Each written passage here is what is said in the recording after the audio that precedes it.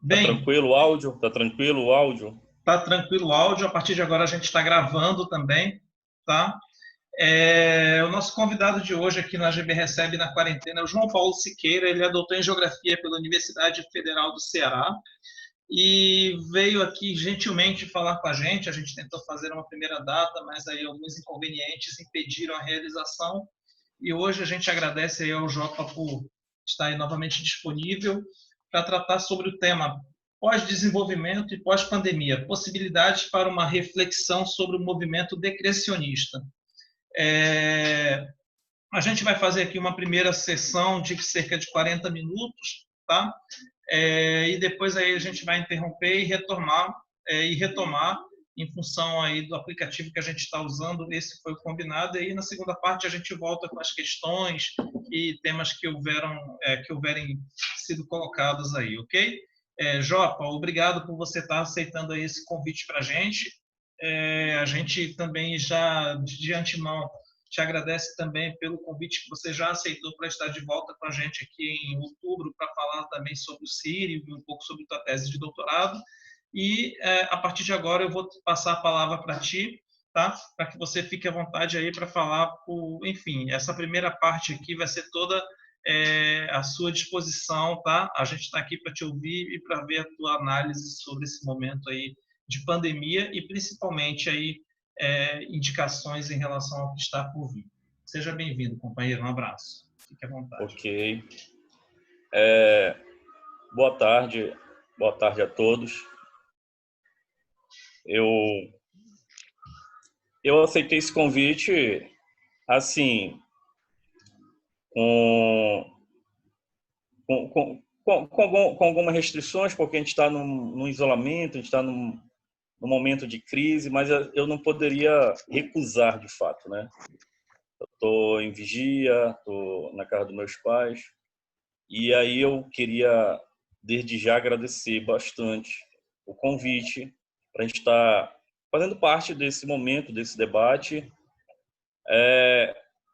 que é importante para a ciência, que é importante para a geografia, que é importante para as pessoas que querem também, né, colaborar com essa discussão que nós estamos vivendo no momento. Então, eu agradeço a oportunidade, Sandoval, Cássio, que fizeram o convite para a gente estar aqui. Então, eu me sinto muito honrado por conta disso e estar contribuindo com esse debate que nós vamos estar desenvolvendo aqui. Parabéns pela iniciativa da AGB, que já tiveram outros momentos de lives sobre essa discussão, né, dessa pandemia que o mundo está atravessando. E, assim, não é uma discussão que eu vou fazer sobre o que eu venho pesquisando nos últimos tempos, nos últimos anos. A minha tese de doutorado é dentro da temática do Círio de Nazaré. A gente vai estar falando realmente lá em outubro, né, quando for Círio de Belém. Mas agora eu queria trazer para a AGB Recebe na Quarentena um pouco do que deixa muita gente aflita. O que vai acontecer no pós-pandemia? Ou o que deve acontecer? É bem arriscado, é bem intrigante a gente criar conjecturas, né? Mas eu venho acompanhado alguns filósofos, tenho acompanhado muito noticiário, a própria mídia, a grande mídia, né? O que estão falando do pós-pandemia. Porque para a gente entender o que vai acontecer no futuro, é preciso a gente olhar agora o presente e também dar uma mergulhada no passado. O que aconteceu no passado, o que está acontecendo no presente, para a gente também vislumbrar o que pode vir no futuro, embora o futuro seja sempre uma incógnita, sempre uma incerteza. E é sempre arriscado a gente fazer previsões. A gente jamais vamos dar uma de profeta aqui, né? Muito menos profeta do caos. Mas a gente vem acompanhando o que está acontecendo em termos de tendências na atualidade e a gente pode vislumbrar mais ou menos o que vem a acontecer futuramente pós-crise, pós-pandemia. A história nos mostra algumas questões que aconteceram pós-crises nesse decorrer, como na Primeira Guerra Mundial, na Segunda Guerra Mundial, e agora essa pandemia também ela deixa e todo mundo entra em xeque. O mundo, né, está se perguntando o que é que vai acontecer. E uma teoria que vem ganhando visibilidade nesse momento é a teoria do decrescimento. É uma teoria chamada decrescionista, e que é a base do que ficou conhecido na década de 70 como pós-desenvolvimento. Tudo isso, na verdade, alguns autores colocam que não seria uma teoria, mas sim um movimento. Um movimento que ganha muita força na década de 70, numa crítica ao desenvolvimento do capitalismo, ao desenvolvimento que vinha se dando até então e continua se dando. Um crescimento que é baseado no PIB, na produção de riquezas a partir da exploração dos recursos naturais. Isso vem acontecendo ao longo do tempo, ao longo da história do capitalismo. E a ideia de produzir infinitamente estava baseado de que a natureza seria uma fonte de riquezas inesgotáveis. E isso vem à tona no século XX, principalmente na década de 70, quando há as conferências sobre o meio ambiente, em Estocolmo. E esse movimento ele ganha muita força e muita visibilidade. Nós temos alguns teóricos, como o Serge Latouche. No Brasil, vai ter um movimento também com o Fernando Henrique Cardoso, Celso Furtado, que vão dizer que, como o capitalismo está se desenvolvendo, a partir desse modelo, a natureza ela não vai conseguir resistir. Então, esse modelo ele passa a sofrer essa crítica de que a própria relação do homem com a natureza deveria ser ressignificada. E se a gente for ver na essência do capitalismo, o lucro sempre ele vai estar, né, como algo que é a principal meta. E todas essas produções, todos os objetos, todas as mercadorias e as tecnologias que vão ser desenvolvidas vêm a partir desse trabalho humano quando se tira da natureza e se transforma a matéria-prima, né, o recurso natural, numa mercadoria. E aí esse movimento ele ganha muita força no mundo inteiro, nos meios acadêmicos, um movimento chamado pós-desenvolvimento, né, que é uma crítica a esse modelo de desenvolvimento econômico, que está muito ligado a um modelo de crescimento econômico, desassociado de um crescimento ligado à qualidade de vida das pessoas.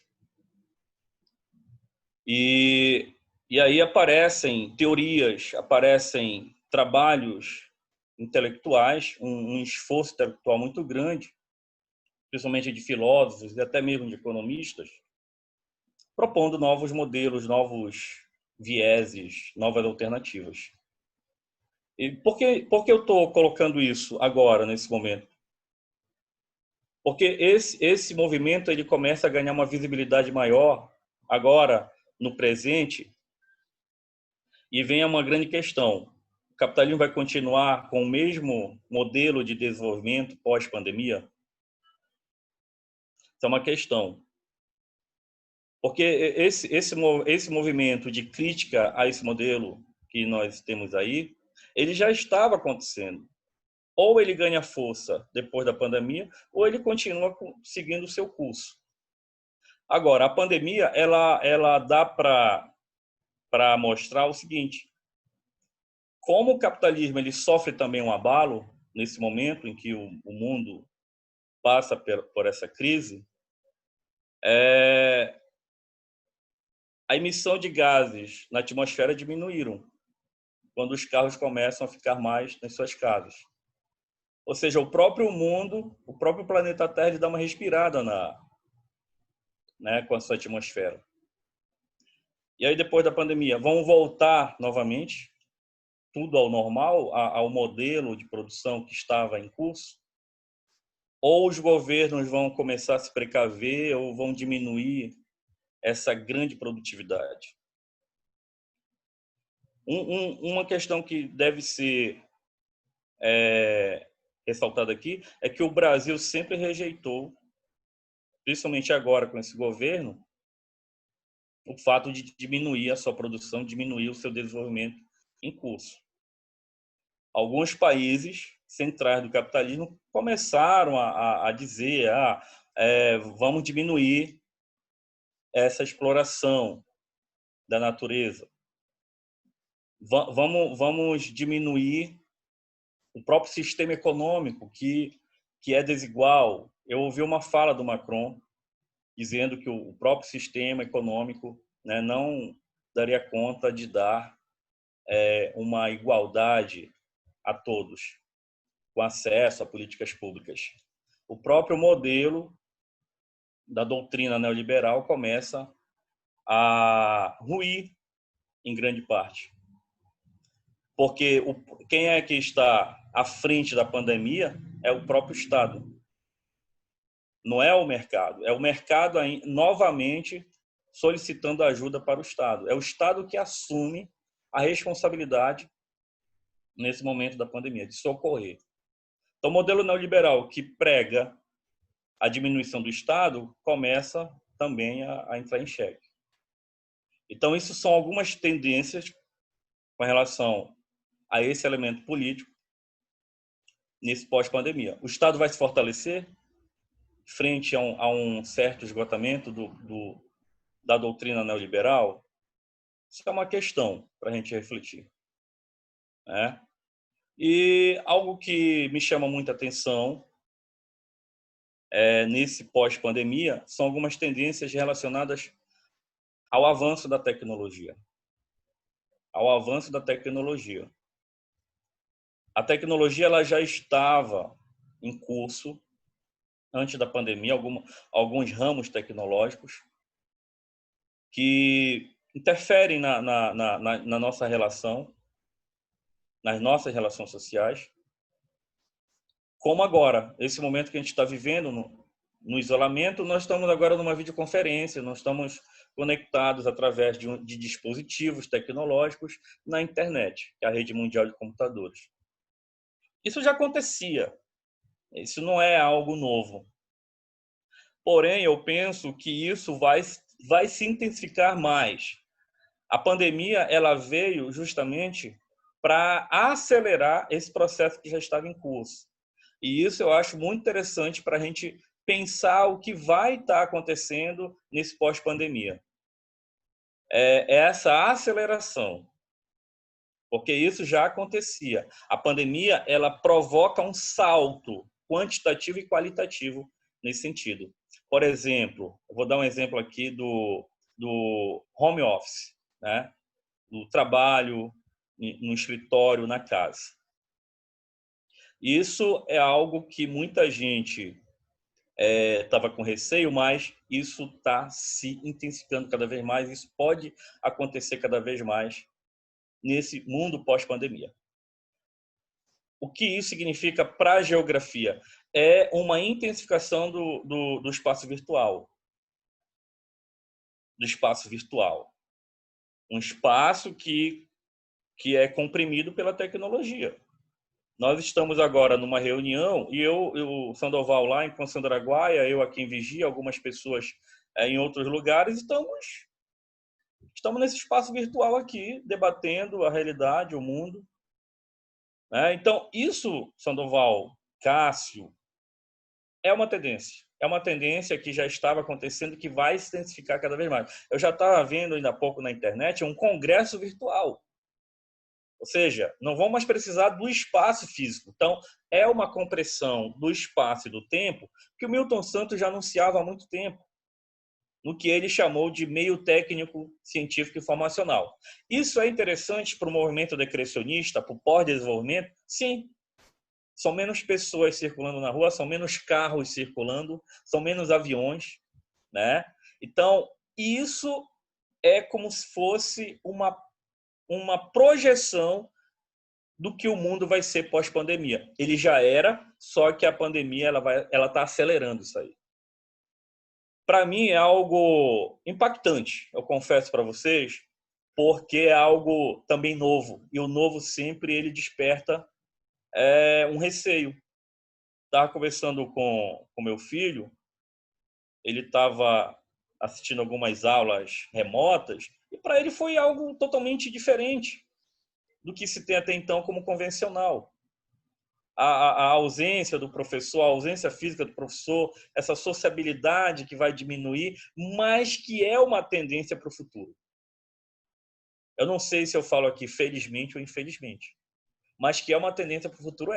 O novo, Milton Santos colocava lá no Metamorfose do Espaço Habitado, o novo e o velho, né? Quando o novo entra ou acontece no espaço, ele causa isso aí. Ele causa resistências. Mas aí nós estamos vivendo nessa transição, agora é essa transição. Isso afeta N coisas, inclusive a nossa profissão de professor, né, de pesquisador, etc. Como tudo nessa vida traz prós e contras. Agora, o que me instiga é esse futuro, o que vai acontecer de fato no pós-pandemia. Eu me decepcionei porque eu achava que ia voltar tudo ao normal. Não vai voltar tudo ao normal. É um outro mundo, né? Porque as mudanças elas acontecem a todo momento, só que essas mudanças que vão acontecer devido a essa pressão da pandemia são transformações bem drásticas. Ou seja, não vai voltar ao normal. Bora pegar o exemplo da China e de alguns países que já terminaram a sua quarentena. Não voltou tudo ao normal. As pessoas são sempre precavidas, os governos continuam ainda, né, nesse estado de alerta. Ninguém sabe quando essa pandemia vai terminar de fato, né? O Brasil ele vive uma incerteza muito grande, principalmente no atual governo, que vive uma crise sanitária e vive também uma crise política, e piorou mais ainda.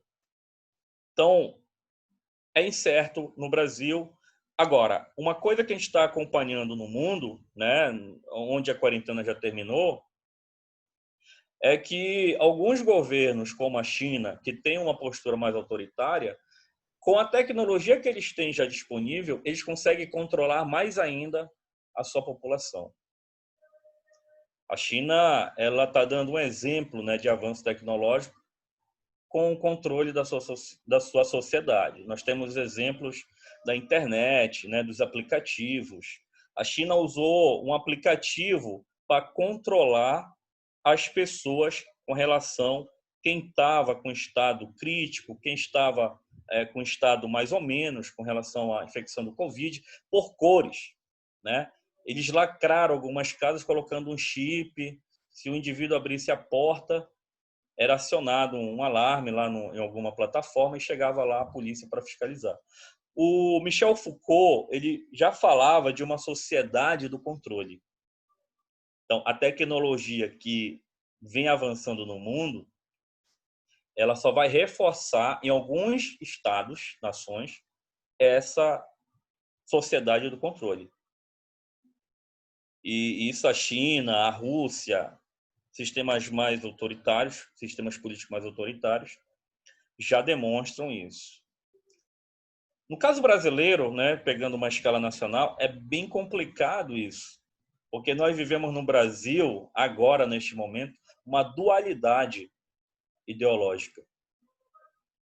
Pessoas que concordam com isolamento, com quarentena, e outras pessoas, um outro grupo, no Brasil inteiro, negando a gravidade da pandemia, né? Se a gente for ver, são pessoas ligadas ao mercado, principalmente, que precisam das suas empresas e tal.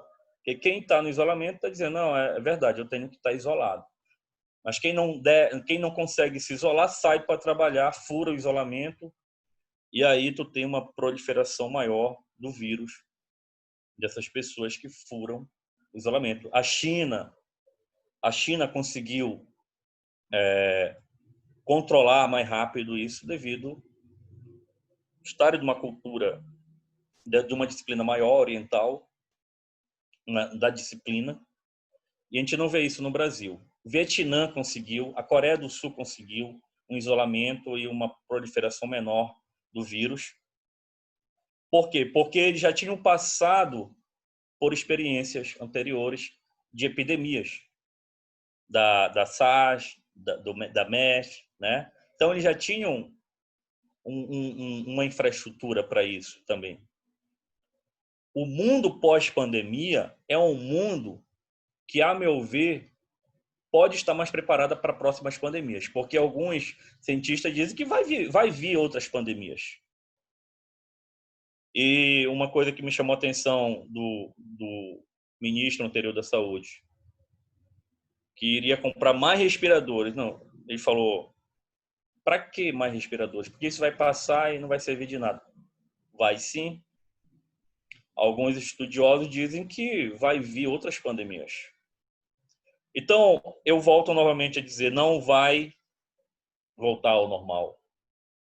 Porque o mundo sempre vai ter que estar se preparando para novas pandemias.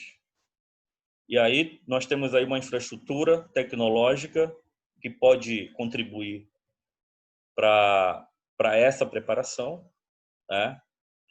E aí eu volto novamente para o pós-desenvolvimento. Vamos continuar no capitalismo tendo esse desenvolvimento em curso, onde o lucro é a essência e a natureza, que a gente sabe que é finita, vai continuar ainda sendo explorada dessa forma.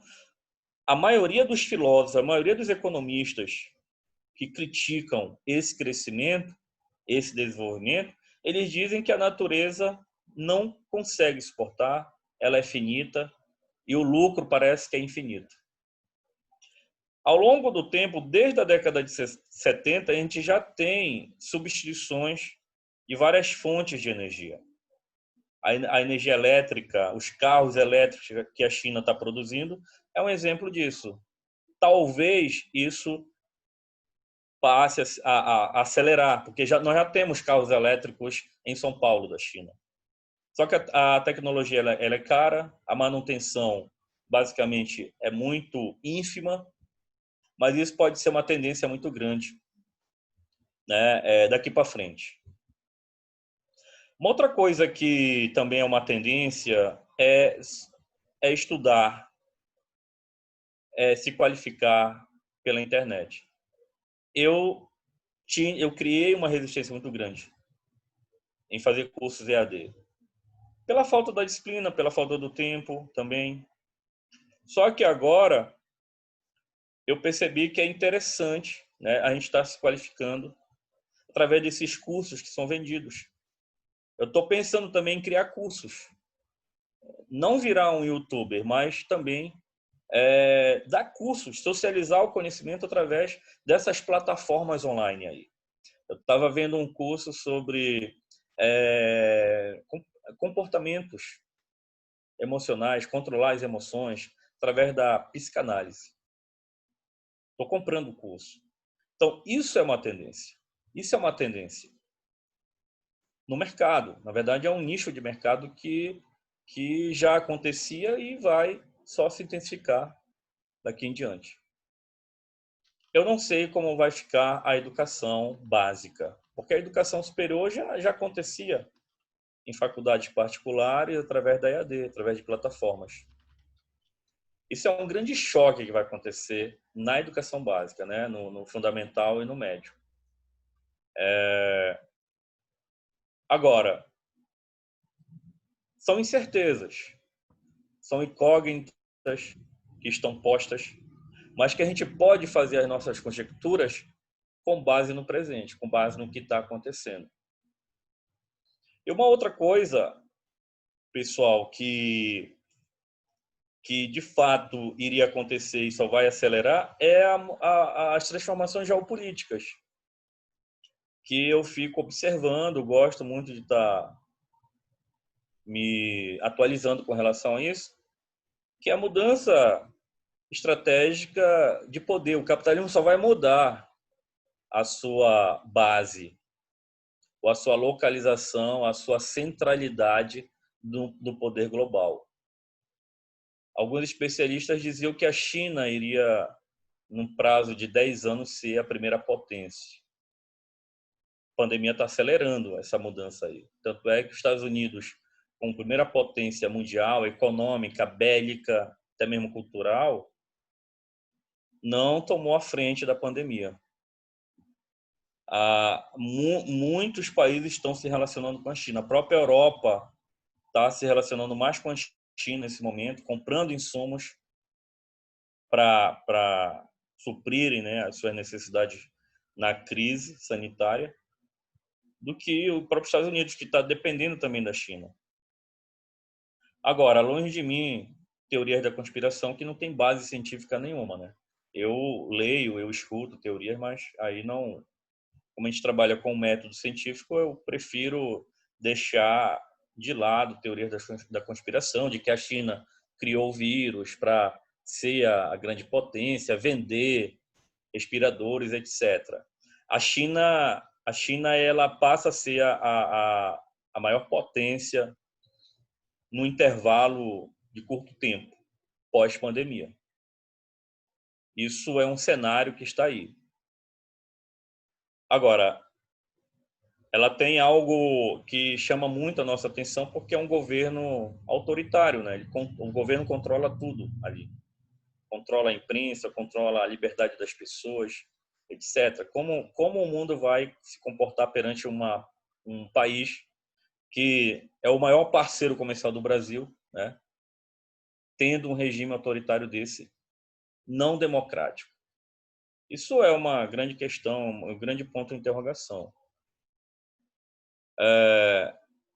Por que eu coloco isso? Porque a China ela continua crescendo através desse modelo de desenvolvimento econômico do capitalismo. A China é capitalista. Ela só tem um regime político dito comunista ou socialista, mas ela produz. A China é um dos países que mais poluía e continua poluindo o meio ambiente. Só que eles, ao longo dos anos, foram diminuindo, foram colocando mais filtros nas suas chaminés. O ar da China era um dos piores do mundo, as pessoas já andavam com máscara há muito tempo. Então, como potência, a China vai mudar esse seu modelo de produção, vai, aos poucos, adentrar nesse modelo pós-desenvolvimento e nesse movimento decrescionista. Isso é uma questão também. Isso é um ponto de interrogação que só o futuro vai responder isso aí. Mas, nesse momento, o próprio modelo capitalista neoliberal ele entra em xeque. Porque o planeta ele não vai resistir. Já existem pesquisas que estão dizendo o seguinte, que essa destruição das florestas tropicais pode causar também epidemias. E a Amazônia é uma das florestas que mais sofre, né, com degradação. E a nível de governo brasileiro, nós estamos também nos deparando com vários problemas ambientais que não só a floresta sofre com essa degradação, mas as pessoas que vivem dessa floresta, os povos da floresta, né? Sandoval trabalha com a questão de higienista e na Amazônia chama muita atenção, né? Porque o avanço do capitalismo, esse desenvolvimento em nome de um progresso econômico, invade terras indígenas para pegar madeira, para extrair minério, etc. E nós temos todo um discurso a favor disso no Brasil, pelo governo que está aí. Então, o planeta, junto com as populações mais fragilizadas, dentro desse modelo que está em curso, não aguenta, não suporta. Porque o modelo que está em curso só aumentou o número de ricos, né? De milionários, de bilionários e também uma grande parcela da população mundial, principalmente nos países subdesenvolvidos, como na África, como na América Latina, no Sudeste Asiático, que empobreceram, que morreram. Nessa pandemia, quem mais morre é pobre. É pobre, negro, né? Índio, que estão, como coloca o Rogério, né? Com territorialidades precárias, com suas territorialidades precária em territórios precários. O professor Ayala Colares, numa live, estava mostrando que nas periferias é mais complicado porque as pessoas estão no mercado informal. Então não tem como eles ficarem, né? Jopa, perdão te interromper. Vamos encerrar essa primeira parte e você volta e continua a tua análise. Pode ser? Para a gente não ser interrompido aqui abruptamente, sem poder continuar. Então, assim, vamos fazer uma pausa agora e aí eu já reabro o canal novamente pelo mesmo link, as pessoas têm acesso e podem retornar, ok? Deu 40 minutos, Sandoval? Faltam poucos segundos aqui, para menos de um minuto para concluir. Então, para a gente não ser pego de surpresa, eu vou finalizar aqui e a gente já retorna, ok? Então, a gente volta, eu só concluo, a gente volta para o debate. Para quem quiser colocar alguma coisa no debate, né? Eu anotei um bocado de coisa aqui, pelo menos eu. Tá. Beleza. São 40 minutos só, né? Só os 50, né?